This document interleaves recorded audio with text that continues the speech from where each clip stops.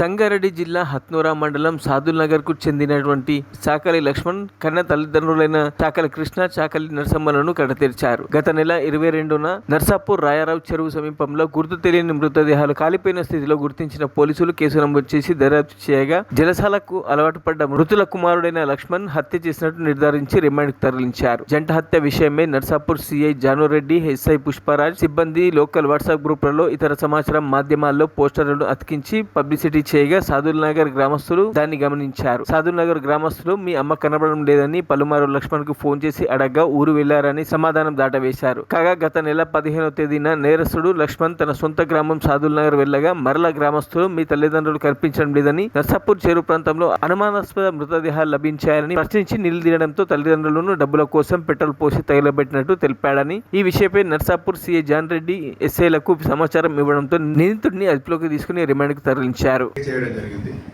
ఇవి చూసిన తర్వాత ఇక్కడ మన సాదుల్లాపూర్ విలేజ్కి సంబంధించిన ఇద్దరు భార్యాభర్తలు అనిపించడం లేదని తెలిసి ఆ విలేజర్స్ వాళ్ళ కుమారుని అడగగా, కుమారుడు తీసుకుపోయిన తెలిసి కుమారుని అడగగా వాళ్ళ విలేజర్స్ గట్టిగా అడిగిన తర్వాత వాళ్ళ కుమారుడు నేను చంపేసిన అని చెప్పి విలేజర్స్ చెప్తే ఆ విలేజర్స్ పోలీస్ స్టేషన్ తీసుకొని సిఐ గారి దగ్గరికి తీసుకొని రావడం జరిగింది. సిఐ గారు ప్రాపర్గా ఆయన ఇంట్రాగేషన్ చేస్తే దాంట్లో ఆయన చెప్పింది మన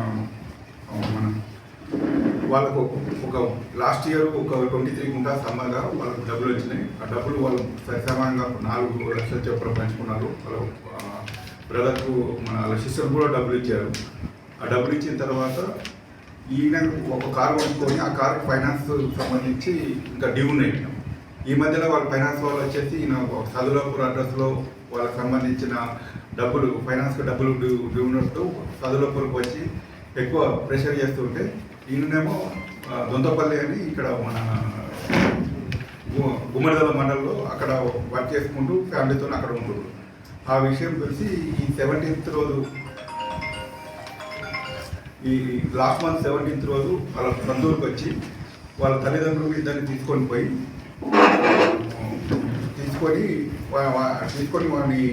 దొద్దుపల్లి తీసుకొని వెళ్ళాడు. ఈ డబ్బుల విషయం ప్రెషర్ అవుతుంది కాబట్టి వాళ్ళ తల్లిదండ్రులు డబ్బులు అడిగితే ఇవ్వట్లేదు కాబట్టి వాళ్ళని ఏదైనా చేయాలనే ఉద్దేశంతో 18th రోజు నైట్ 18th కదా 18th